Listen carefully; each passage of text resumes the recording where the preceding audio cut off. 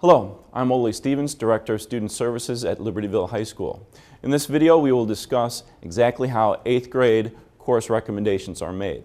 The department supervisors are going to finalize the recommendations, but first of all, they use the 8th grade test assessment, math and international language placement tests, along with the Explore data, and they also receive individual recommendations from the 8th grade teachers.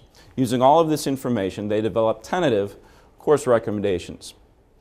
Once they have their tentative recommendations, they go to the junior highs, they sit down with the 8th grade teachers, and they go over each student's recommendation individually. Once this is done, the department supervisors go back to Libertyville High School and finalize their 8th grade recommendations. I've invited a couple of our department supervisors to talk exactly about how they articulate with the 8th grade teachers when finalizing their recommendations for freshman year. The first thing I do is look at the Explore scores that for the test the students take in November, and I look especially at the reading score, the English score, and I look at where each child sort of falls in terms of local percentiles on those tests, and then that's where I make my initial placement determination. So we look at local percentiles, both in several different categories. We look at it in reading, because I think reading is a major component for success in high school biology.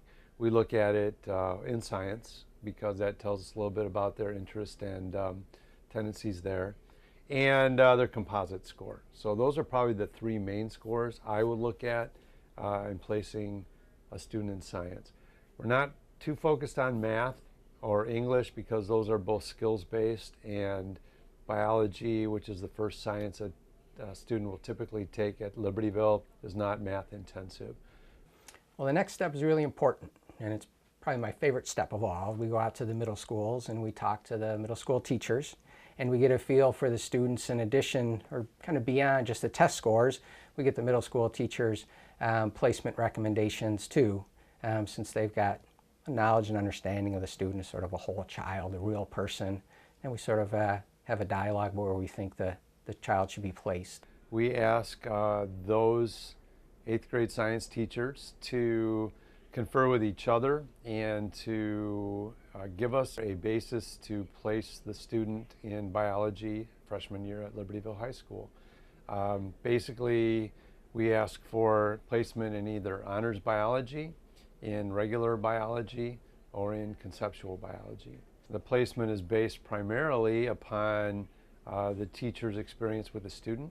They would be looking at not only classroom performance, but processing the student's ability to process, to read, to articulate deeper meanings in things. We're looking at a wide spectrum of skills as a basis for a recommendation for high school.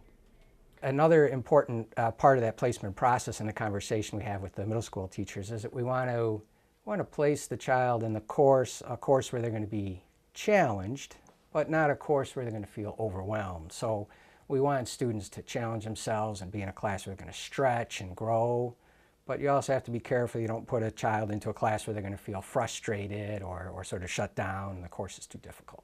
Once we receive the feeder school recommendation and we put that with our own, interpretation of the Explore scores, I will go to each feeder school and talk with the 8th grade science teachers at each school and get as much background information as we can, particularly on students that we disagree on. So let's say a student's Explore scores I interpreted to be an honors biology student, but the recommendation from the feeder school came to be a regular biology student. We would definitely discuss that individual student, the 8th grade teacher and myself, and try to interpret, why were the test scores showing this, where their performance is showing this. Often we will opt for, when we really can't agree, we'll opt for the lower placement and let the parent then have the discussion with me as to where they think their student might fall. Toward the end of January, course recommendations are developed by the department supervisors and the 8th grade teachers. They are finalized, compiled, and mailed home to you. That's where you come in.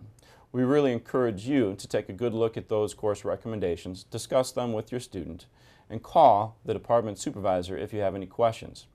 Student and parent input are really important in choosing the best course selection for their freshman year. I've invited a couple of our department supervisors to talk about the conversations that they have with parents. The most important thing a parent should do if they have any questions is to call the supervisor of the department that they're wondering about. So if they're wondering about a social studies placement, call the supervisor. If the English class, call the English supervisor. Math, same thing. And we're happy to take those calls and to talk about the placement decision we made. And really the parents, that input is really the third source of information that we use for the placement process.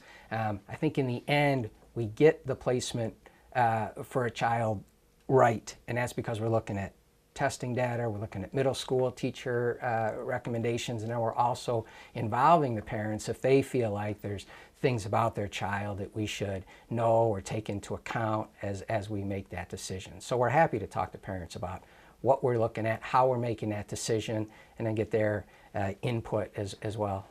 So we have a fairly good picture of student. However, a student could have a bad test day on the Explore.